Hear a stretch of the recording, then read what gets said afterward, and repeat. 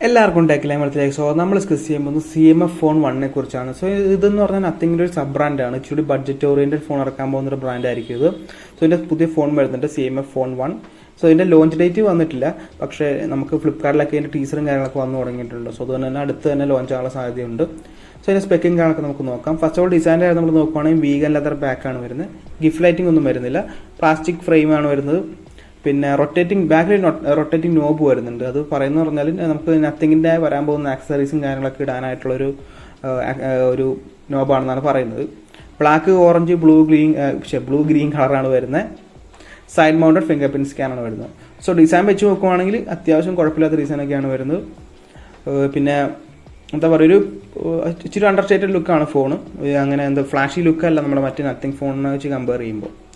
ഇനി ഡിസ്പ്ലേയുടെ കാര്യം നമ്മൾ നോക്കുവാണെങ്കിൽ 6.7 ഇഞ്ചിന്റെ ഒരു full HD+ 10-bit 120 Hz AMOLED പാനലാണ് വരുന്നത്. 1000 nits ആണ് ബ്രൈറ്റ്നസ് വരുന്നത്. HDR10+ സപ്പോർട്ട് ചെയ്യുന്നുണ്ട്. Gorilla Glass 5 ആയിരിക്കും പ്രൊട്ടക്ഷൻ വരുന്നത്. സോ ഡിസ്പ്ലേയും അത്യാവശ്യം നല്ല ഡിസ്പ്ലേ ഒക്കെ തന്നെയാണ്. പക്ഷേ ഇവിടെ in display finger print scanner വരുന്നില്ല. സൈഡ് മൗണ്ട് ഫിംഗർ പ്രിന്റ് സ്കാനാണ് വരുന്നത്. അതൊരു കുറവാണ്. വേറെ നോക്കിക്കഴിഞ്ഞാൽ വേറെ കുറവുള്ള കാര്യങ്ങളൊന്നുമില്ല ഡിസ്പ്ലേക്ക്. ഇനി ഓരോടെ കാര്യം നമ്മൾ നോക്കുവാണെങ്കിൽ ഡുവൽ സ്റ്റീരിയോ സ്പീക്കേഴ്സ് ആണ് വരുന്നത്. ഹെഡ്ഫോൺ ജാക്ക് വരുന്നില്ല. സോ ഡുവൽ സ്റ്റീരിയോ സ്പീക്കേഴ്സ് വരുന്നതുകൊണ്ട് തന്നെ നമുക്ക് അത്യാവശ്യം നല്ലൊരു മൾട്ടിമീഡിയ എക്സ്പീരിയൻസ് കിട്ടും. ഇനി പെർഫോമൻസിനായി നമ്മൾ നോക്കുവാണെങ്കിൽ MediaTek Dimensity 7800 ആണ് വരുന്നത്. 4 nm പ്രോസറാണ് സ്പെക്ക് ചെയ്യാൻ താഴെ കൊടുത്തിട്ടുണ്ട്. LPDDR4X റാമും UFS 2.2 സ്റ്റോറേജ് ആണ് വരുന്നത്. ഈ പ്രോസറിനെ കുറിച്ച് നമുക്കറിയാം, അല്ലെങ്കിൽ ചിപ്സെറ്റിനെ കുറിച്ച് നമുക്കറിയാം. അത്യാവശ്യം നല്ല കേപ്പബിൾ ആയിട്ടുള്ള ഒരു ചിപ്സെറ്റ് തന്നെയാണ്. ഗെയിമിംഗ് ആയാലും ഡേ ടു ഡേ ടാസ്ക് ആയാൽ തന്നെ സ്റ്റേബിൾ ആണ്. ത്രോട്ടിലിങ്ങോ കാര്യങ്ങളോ ഇല്ലാത്തൊരു ചിപ്സെറ്റാണ്. ഇനി അതിൻ്റെ ഒരു സ്കോർ നമ്മൾ നോക്കുവാണെങ്കിൽ ടോട്ടൽ ഒരു 6,92,449 ആണ് വരുന്നത്. നമുക്ക് CPU 2,17,416, GPU 1,77,040 ആണ് വരുന്നത്. സോ നമ്മൾ ഈ ക്യാമറ ആയിരുന്നു നമ്മൾ നോക്കുവാണെങ്കിൽ നമുക്കൊരു ബാക്കിൽ ഡുവൽ സെറ്റപ്പ് ആണ് വരുന്നത്. നമുക്ക് പ്രൈമറി ഒരു 50 MP f1.8 ആപ്സിൽ വരുന്ന OIS സെൻസർ ആണ് വരുന്നത്.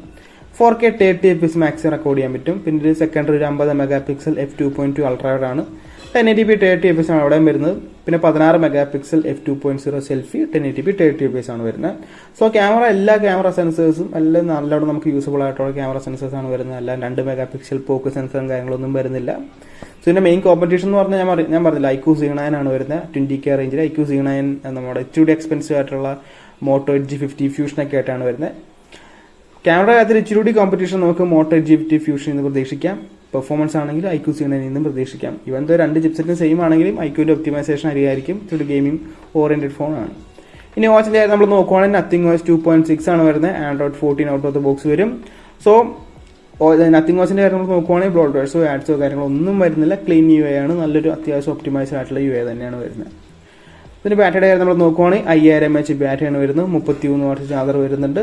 പക്ഷേ ബോക്സിൽ 33 വാട്ട്സ് ചാർജർ കിട്ടത്തില്ല, പുറത്തുനിന്ന് മേടിക്കേണ്ടി വരും. സോ ഇത് എക്സ്ട്രാ കോസ്റ്റ് തന്നെയാണ് വരുന്നത്. 0-100 ഒരു മണിക്കൂർ 15 മിനിറ്റ് ഉണ്ടാവും. ഒരു സ്ക്രീൻ ഓൺ ടൈം ഒരു 5 മണിക്കൂർ 5 to 6 hours എന്തായാലും പ്രതീക്ഷിക്കാം. 5 മണിക്കൂർ തൊട്ട് 6 മണിക്കൂർ വരെ ഒരു മോഡറേറ്റ് യൂസേജിൽ.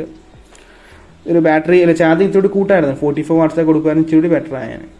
ഇനി കണക്ടിവിറ്റി നമ്മൾ നോക്കുവാണെങ്കിൽ 5G ആണ് വരുന്നത്. Wi-Fi 6, Bluetooth 5.3, USB Type-C 2.0 കാര്യങ്ങളൊക്കെ വരുന്നുണ്ട്. ജൈറോസ്കോപ്പ്, ലൈറ്റ് സെൻസർ അങ്ങനെ എല്ലാ കാര്യങ്ങളും കണക്ടിവിറ്റിയുടെ വരുന്നുണ്ട്.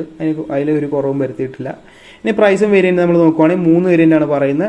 6+128, 8+128, 8+256.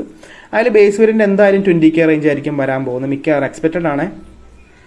ആ പ്രൈസ് വെച്ച് നോക്കുവാണെങ്കിൽ ആ പ്രൈസിൽ വരുവാണെങ്കിൽ നല്ലൊരു ഫോണാണ്, നല്ലൊരു ബാലൻസ്ഡ് ആയിട്ടുള്ള ഫോണാണ്. കാരണം ഈ അങ്ങനെ പ്രത്യേകിച്ച് കുറവുള്ള കാര്യങ്ങളൊന്നുമില്ല. അത്യാവശ്യം നല്ല ബിൽഡ് ക്വാളിറ്റി വരുന്നുണ്ട്. ഡിസ്പ്ലേ അടിപൊളിയാണ്. നല്ല പെർഫോമൻസ് ആയിട്ടുള്ള ചിപ്സെറ്റ് നമുക്ക് കിട്ടുന്നുണ്ട്. ക്യാമറ നല്ലോണം യൂസ്ഫുൾ ആയിട്ടുള്ള ക്യാമറയാണ്. OS അടിപൊളിയാണ്. എല്ലാം ബാലൻസ്ഡ് ആയിട്ടുള്ള ഫോണായിട്ടാണ് എനിക്ക് തോന്നിയിരിക്കുന്നത്. നിങ്ങളുടെ അഭിപ്രായങ്ങളും കാര്യങ്ങളും താഴെ കമന്റ് ചെയ്യുക. സോ ഗൈസ്, അപ്പോൾ ഇന്നത്തെ വീഡിയോ ഇത്രയുള്ളൂ. ഇന്നത്തെ വീഡിയോ ഇഷ്ടപ്പെട്ടാൽ ലൈക്ക് ചെയ്യുക, സബ്സ്ക്രൈബ് ചെയ്യുക, hit the bell icon feature നോക്കി നെക്സ്റ്റ് വീഡിയോ കാണാം.